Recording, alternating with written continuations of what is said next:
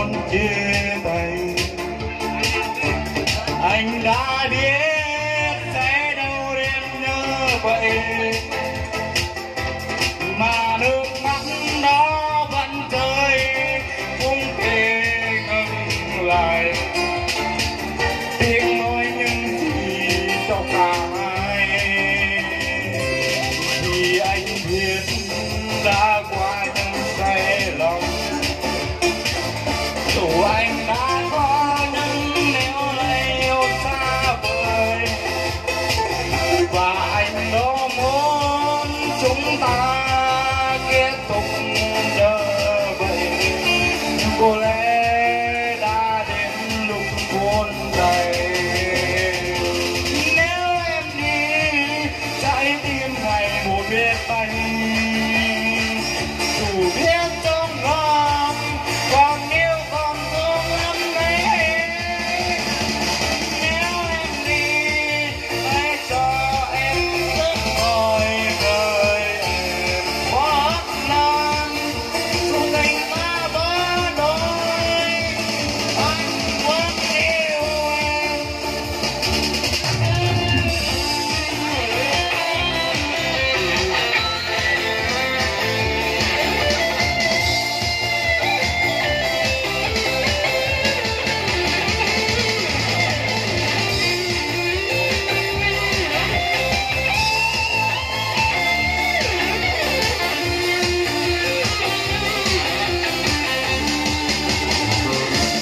Ngày chia tay có khuyên nắng mơ rơi, dù em đã có những nẻo lầy xa vời,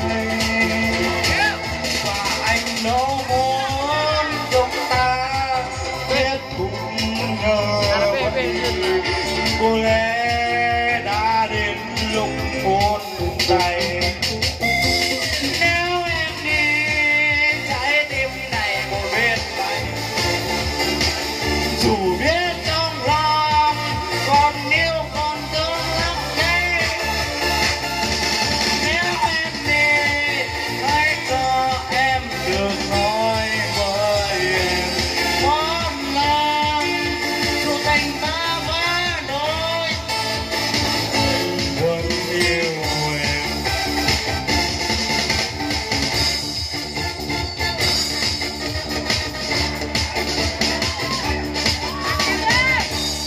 Nếu em đi, trái tim này buồn biết bay.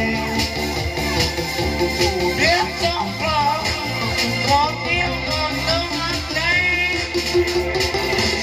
Nếu em đi, hãy cho em được nói với em một lần. Dù tình ta vỡ đôi, anh vẫn yêu em.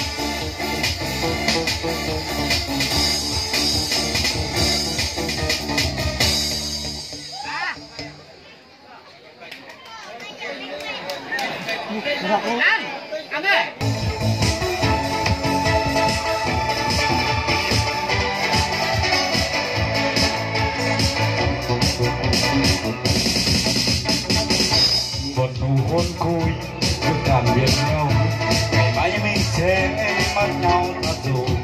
Của anh người con ơi, tìm hạnh phúc mới để cùng ai vai.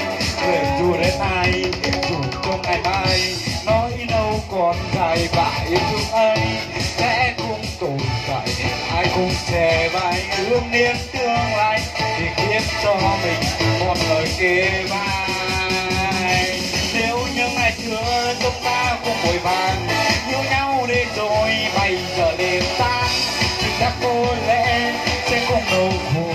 Yêu thương quần vỡ thêm một lần nữa, dù anh sẽ không nếu tay anh lại. Và yêu thương ấy dần dần đôi vai.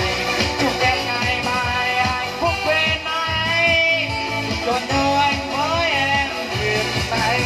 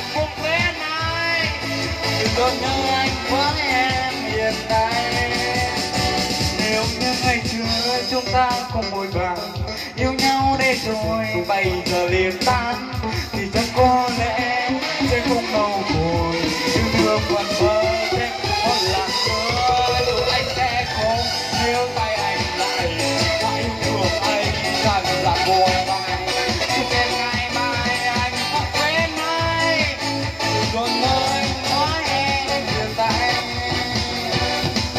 đừng luôn ơi hiện tại.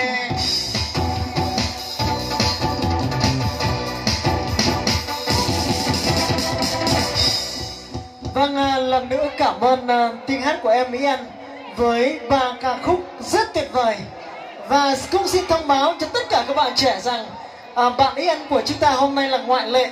Ngoài Ý Anh ra, tất cả chúng ta sẽ chỉ được thưởng thức, sẽ được trình bày một ca khúc duy nhất cảm thấy tâm đắc nhất để mang đến cô dâu chú rể. Còn Ý Anh là khách mời của cô dâu và chú rể, cho nên quý vị hãy ủng hộ cho ca sĩ của chúng ta. Và xin thay mặt lần nữa ban tổ chức xin chúc cho nam ca sĩ Ý Anh của chúng ta sẽ ngày càng đẹp trai hơn và luôn luôn có được một cuộc đời đẹp như bình minh tươi sáng. Còn bây giờ chúng ta sẽ đến với ca khúc She's Gone của tác giả Steve Hyun và dành một tràng pháo tay thật lớn để chào đón tiếng hát của bạn Abraham đến từ Đắk Đoa. Xin mời.